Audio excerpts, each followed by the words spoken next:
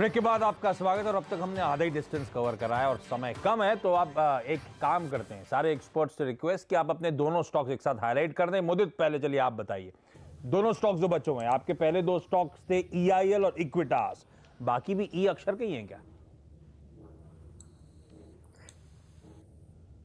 नहीं आशीष जी, इस बार पी अक्षर के हैं। पावर फाइनेंस कॉर्पोरेशन, इसको बाय करने की सलाह दूंगा। स्टॉक का स्ट्रक्चर देखिए, जो मैंने चार्ट्स आपको दिखाया है उसमें एक ट्रायंगल पैटर्न इस काउंटर ने बनाया, उस पैटर्न का ब्रेकआउट देखने को मिला है।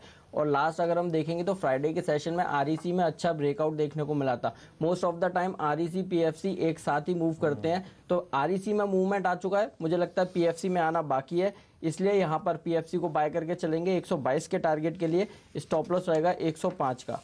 इसके बाद एक चौथा काउंटर डिविज लैब, बाय करने की सलाह दूंगा। स्टॉक का स्ट्रक्चर देखिए, एक राइजिंग वेज पैटर्न बनाया है इस काउंटर ने। Yearly high, all time high के पास भी अच्छी स्ट्रेंथ इस काउंटर में देखने को मिल रही है। मुझे लगता है एक बार फिर इस काउंटर में बड़ा अपसाइड मूव देखने को मिलेगा और अपर साइड में 1820 तक के टारगेट नजर आएंगे। स्टॉप लॉस रहेगा 1660 का। ठीक बात। तो PFC जो REC का ट्विन, तो यहां पे भी एक्सपेक्टेड कि REC जैसी अच्छी रैली देखने को मिल सकती है। 9% का अपसाइड वहां पर आने वाले दिनों में।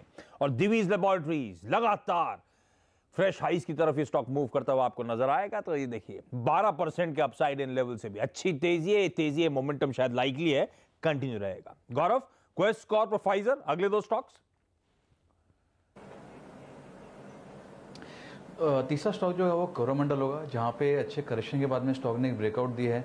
Inverse head and shoulder breakout है डेली चार्ट्स पे, वॉल्यूम में पार्टिसिपेशन भी अच्छा था। इसमें एक और पैटर्न थी जो एरिया मार्क किया है, वो है डबल बॉटम ब्रेकआउट। तो इसमें दो ब्रेकआउट्स हैं, एक inverse head and shoulder pattern जो बुलिश रिवर्सल पैटर्न है, और डबल बॉटम ब्रेकआउट जो कंटिन्यूएशन पैटर्न है। तो यहाँ पे अगर करंट लेवल सस्टेन होते हैं तो आपको 10 से 12% का एक जंप आपको देखने मिल सकता है। तो आप 530 का टारगेट के लिए बाय कर सकते हैं। 430 का इसमें स्टॉप लॉस होगा।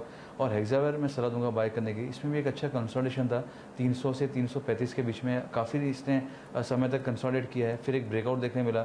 अब वापस वो स्टॉक ब्रेकआउट को रीटेस्ट किया है और वहाँ से एक उछाल आई है। सारे अच्छे मीडियम टर्म एवरेजेस से इस स्टॉक ने बाउंस बैक किया है, जो भी तकरीबन 335 से करीब ही आ रहे हैं। IT स्पेस रिलेटिवली थोड़ा स्टेबल लग रहा है, तो ये स्टॉक आप बाय कर सकते हैं। 365 का इसमें टारगेट होगा और 330 रुपीज़ का इसमें स्टॉप लॉस होगा। कोरोमंडल जो आपकी स्क्रीन बहुत क्लियरली गौरव ने दिखाया था विजुअली कि वो डबल बॉटम ब्रेकआउट वहां पे नजर आ रहा है। खरीदारी करने के मौके कोरोमंडल दो हैं, तो कोरोमंडल इंटरनेशनल की बात हो रही है, इंजीनियरिंग की नहीं। कोरोमंडल इंटरनेशनल 12% का अपसाइड यहां पर, और IT पैक हेक्सावेयर उस स्पेस से 365 के टारगेट। लगातार प्रेशर के बाद अब लग रहा है इन लेवल पे कंसोलिडेशन और फाइनल कुछ उछाल देखने को मिल सकता है इस स्टॉक में। सुमित, टाटा केमिकल्स और NBCC दोनों खरीदे थे, अगले दो स्टॉक सर। कैडिला हेल्थकेयर और IDFC। कैडिला के अंदर बहुत दिनों के बाद एक अच्छा मोमेंटम हमको देखने को मिल रहा है। स्टॉक यहां से ऐसा लगता है कि आने वाले दिनों में तेजी दिखाएगा, जिसके अंदर ऊपर में टारगेट्स बनेंगे 370, 380 के, 338 के आसपास स्टॉक अभी ट्रेड कर रहा है। स्टॉक को बाय कर लेना चाहिए 323 रुपए के आसपास। इसका नीचे में इमीडिएट जो लोज लगे वो सपोर्ट है, और ऊपर में टारगेट रहेंगे 360, 380 रुपए तक के, जो कि 200 DMA लेवल्स के आसपास के हैं। तो कैडिला के अंदर बाइंग की सलाह रहेगी। और लास्ट स्टॉक IDFC के अंदर पिछले कई दिनों से हमने मोमेंटम देखा है, और एक बड़ी करेक्शन के बाद ये मोमेंटम तेजी की तरफ आया है और ये अब तेजी में कन्वर्ट हो चुका है। स्टॉक ने रिसेंट के स्विंग हाइज ब्रेक कर दिए, 200 DMA लेवल्स ब्रेक किया है, ये सब पॉजिटिव साइन है।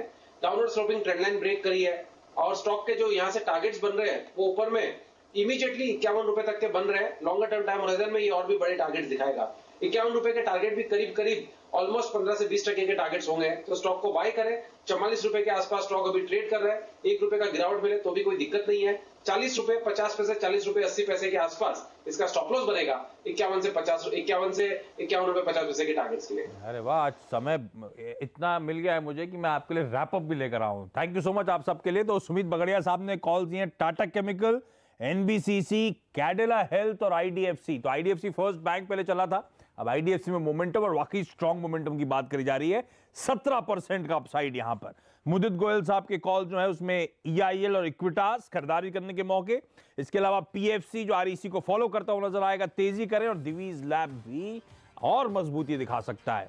गौरव बिस्सा साहब ने बताया क्वेस्ट कॉर्प खरीदारी करने का मन, फाइजर में, और इन दोनों में 10 से 14% का अपसाइड आप लोग की स्क्रीन पर आएगा। कोरोमंडल इंटरनेशनल और हेक्सावेयर में भी इन स्तरों पर आने वाले समय के लिए आज से खरीदारी करी जा सकती है। सुमित, मुदित, गौरव, आप तीनों का धन्यवाद वक्त निकालने के और इनफैक्ट आप सबका इस खास पेशकश को देखने के लिए। ब्रेक ले रहा हूं, एक के उस पार से स्पिन न्यूज कवरेज कंटिन्यू करेगा। नमस्कार।